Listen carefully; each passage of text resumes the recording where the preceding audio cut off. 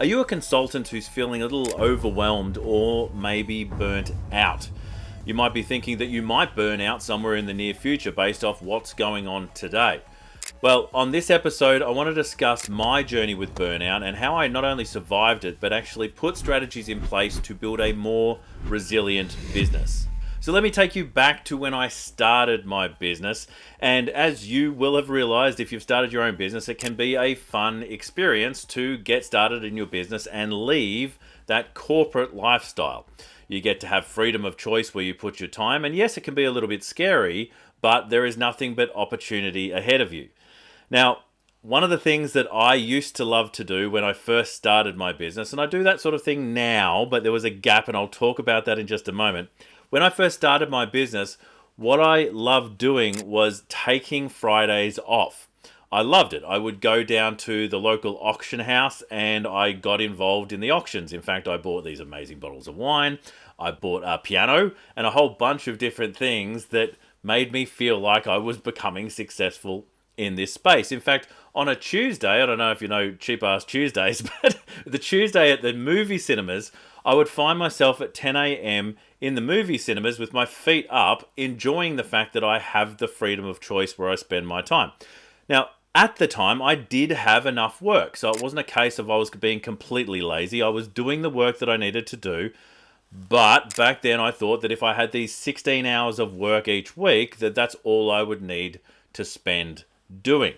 And so I'd take a lot of time off. And it was fantastic. There is nothing better than sitting in a movie cinema at 10 a.m. on a work day watching a movie that you love. But what happened after that first year is that I found that I didn't know enough about business, and I've learned a hell of a lot since, but tax was a big thing that I really didn't have a handle on. And I discovered that I was $30,000 in tax debt. So that started a payment plan with the tax office, and it started me taking my business more seriously. So what I decided to do is really start focusing on not just growth, but actually understanding how to run a business. And that involved me getting consultants and coaches and really diving into reading as much as I possibly could. And it did accelerate my business. In fact, in that next year, we actually accelerated the business by 300%.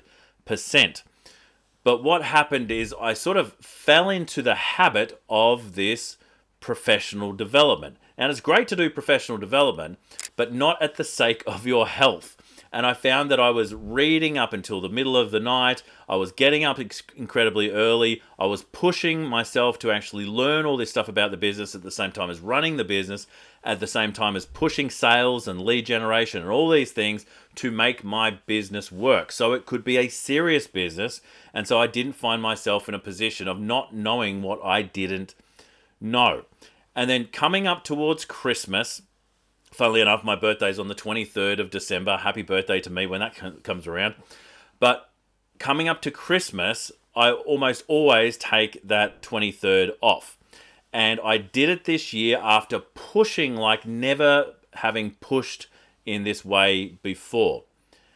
And the moment I stopped, I crashed. The moment I stopped, I got sick. And I didn't just get sick. Like, it started with a cold.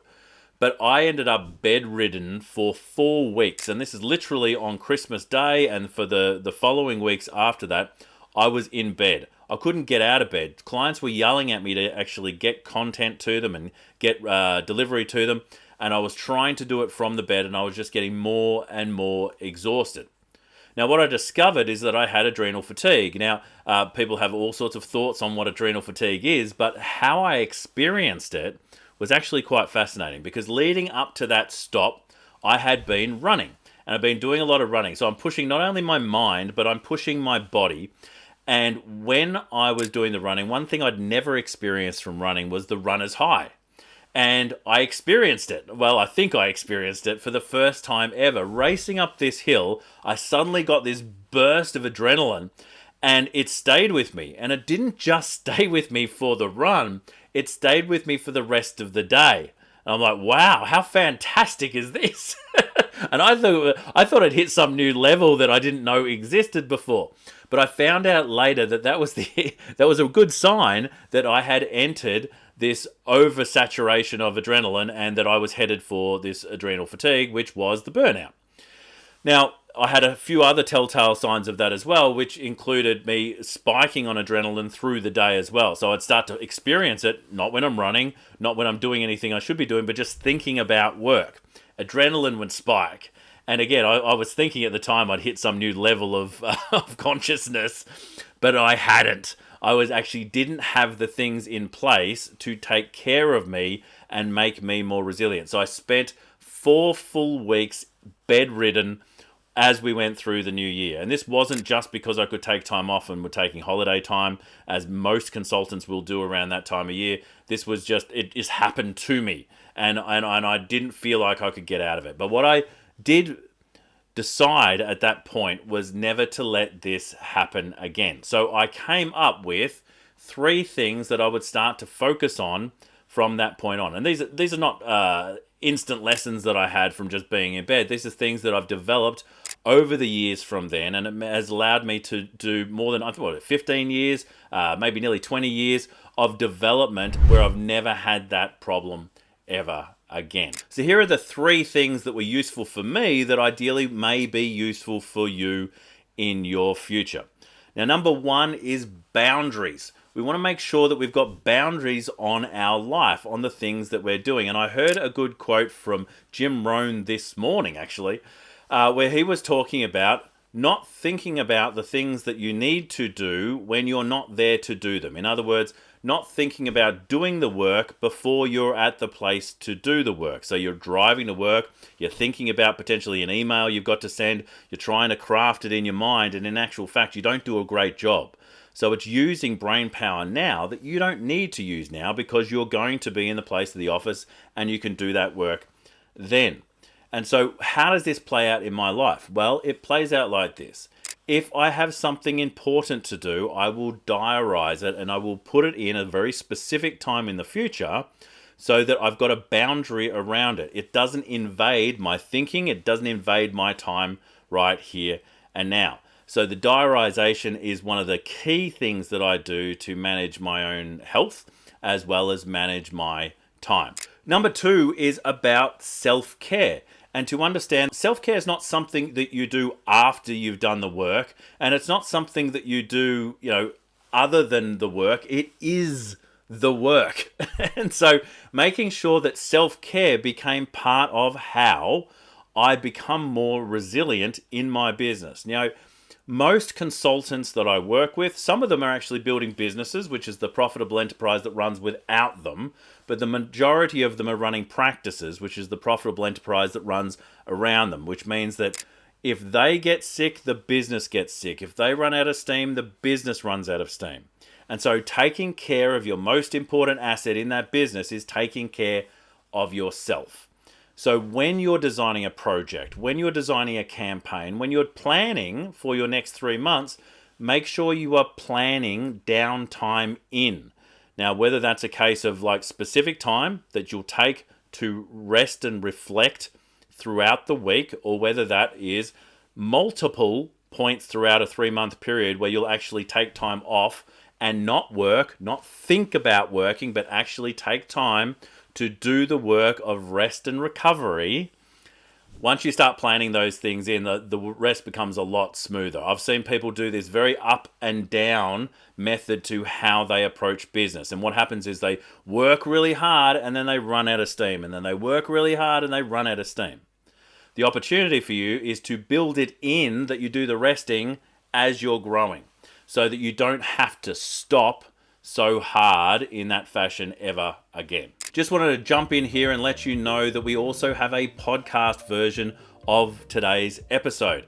And you can go straight to the podcasting platform of your choice and look for Your Consulting Business Podcast, and you will find this episode and all the episodes that we've recorded to date, which you can listen to in your listening ears and in the car as you're driving to and from work. Now, back to the episode. So number 3 is managing the downtime. So what I did in not managing the downtime was rush, push, even push harder before I was going to take my holiday on my birthday. And not only did I take a holiday, the first thing I did is I went to a winery tour and was drinking a lot of alcohol literally the day after I stopped. Now, if you can think of like a car racing ahead, the faster it's going, the quicker it gets to its destination, apparently, and it hits a brick wall as an instant stop. There's going to be damage, there's going to be trauma.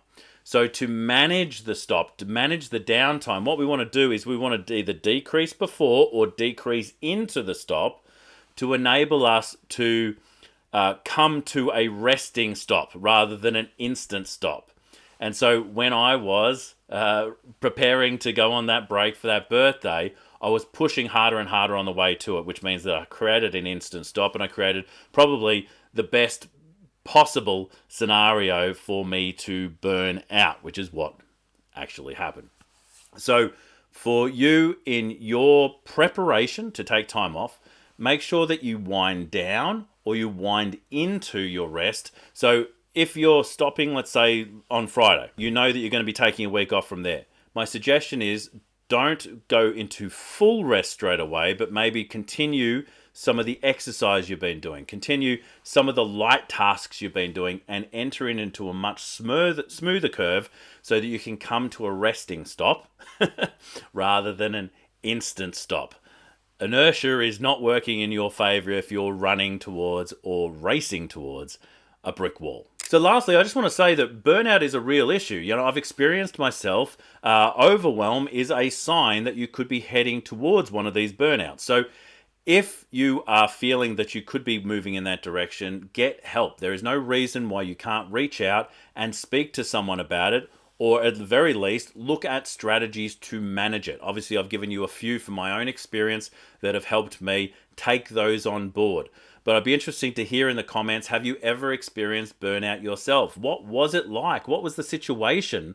So that you can share it for other people who are viewing as well. So if you are experiencing overwhelm, if you are experiencing burnout or think that burnout might come along in the very near future, now's the time to do something about it while you still can, because once you've burnt out, once you're lying in bed and cannot get out, it makes it very, very difficult to restart again. Thank you for listening today. This has been episode number 79 of the Your Business Consulting Podcast. If you've got any questions you'd like me to answer, I think this would be a really good opportunity for you to contact me at russell@russellpearson.com. You can send us questions, you can send us feedback, you can let us know how we're doing. And until next time, you stay passionate, and I will catch you on the next one. Bye for now.